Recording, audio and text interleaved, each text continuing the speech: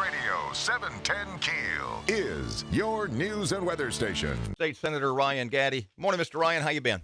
Great. How are y'all this morning? Well, you're a busy little feller, you and a whole bunch of other elected officials as the special session. See, if is it fair? I was going to say the special session to raise taxes, but that's not necessarily the case. Oh, come on. That's the case. Well, it's the governor's purpose. It is not necessarily the purpose of a number of legislators. Is that fair?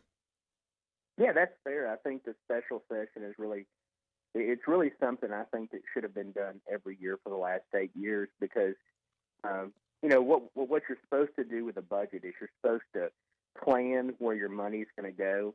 And you do that when you're budgeting before the budget year starts. And that's what we're doing. We're just agreeing ahead of time where the cuts are going to be made. Last year, they passed a budget that underestimated expenses and revenue. And then 45 days after the budget started, they significantly cut higher ed. But, Ryan, pardon me, but this year's budget from the governor that passed the state house is $2 billion more than last year's budget. Well, and I want to tell you, we as Republicans have held the line on that because we wanted a true budget. Last year's budget was $1.9 billion less, but then they had to take $500 million out of it 45 days into the budget year. So whatever we do in April and May determines what the budget looks like from July. That's when the fiscal year starts. So really what we're doing is what should be done is the governor should tell us the true expenses of government for the next 2 years, and then we get to decide where the cuts are. Excuse me, Ryan, pardon me. You said the governor should tell us the true expenses of government. Is the governor doing that? Yeah, the governor this year has accurately calculated the cost of government because we said we don't want to do cuts in 45 days. We don't want to do cuts in November. We don't want to do cuts in January. No one, higher ed cannot budget if they know they're going to get cut in the fourth quarter of the year, $100 million. We'd rather cut them now. We'd rather put cuts in place in June, and then the budget starts in July. For the last 8 years, we've put, we haven't really been truthful. I wasn't down there, but they weren't truthful about the expenses and revenue of government. They had to pass a balanced budget, but they kind of wink passed a balanced budget. And y'all reported on this last year. The Jindal's budget went into effect July 1st, and within 45 days, they had to do massive cuts, meaning, that's not a true budget if you have to cut it 45 days into the fiscal year. Ryan, are there some taxes that you think we are going to have to raise? What could you support in terms of revenue-generating measures? I haven't really decided to support any of them. I'd rather look at the cuts. Now, if we have some revenue generators that don't affect the middle class, then I think that's where everybody's moving towards because, we're taxed enough already. We passed a tax package during the first special session between February the 14th and March just to finish out the tail end of the fiscal year, but there's no appetite for passing taxes. Okay, now. then when you talk cuts, you got to talk to the folks at the LSU Med Center.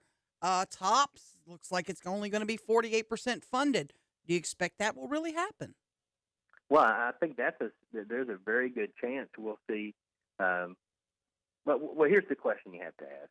Do you want to tell those people the cuts are going to happen over the next year, or do you want to wait till November and tell them they're cut? That's when I ran, I said we'd make tough decisions. And the tough decisions that we're making are that we're not going to tell people you're going to be cut in November after the fiscal year is 5 years in the books. So you're comfortable with TOPS being at 48%. If that's what we got to do, that's what we got to do. Well, you can't have it both ways. You can't have you can't cut spending and not raise taxes. I mean, you have to do both. That's why I ran. You have to cut spending and you have to cut taxes. And we're at the point we have to do that. Ryan, pardon me. The governor came into this special session with his number one with a bullet, if you will, desire was an income tax increase, and after just a couple of days, looked like it was sort of dead on arrival. Is that still the case? Is he still fighting for that? Is he still working to get that done? Well, I think what we have with the income tax is it's not very stable. Every time we get into a bind, whether 1984, 1999, if the oil and gas crashes, we pass a lottery, we pass riverboats, we pass taxes, and we don't have a way to stabilize our revenue. With the income tax, everybody's kind of gun shy about that. I mean, we're still looking at those numbers. We're trying to see if it'll make a significant difference. I asked the other day in a meeting, if someone makes $100,000 a year and they itemize, is this going to cost them $10 more grand a year? And no, the estimate was about $680 to $700 a year more in state income taxes. And then, as y'all know, if you itemize, whatever you pay in state income tax, you get a write-off in your federal. So I'm not sure that the income tax is as bad as they're making it sound.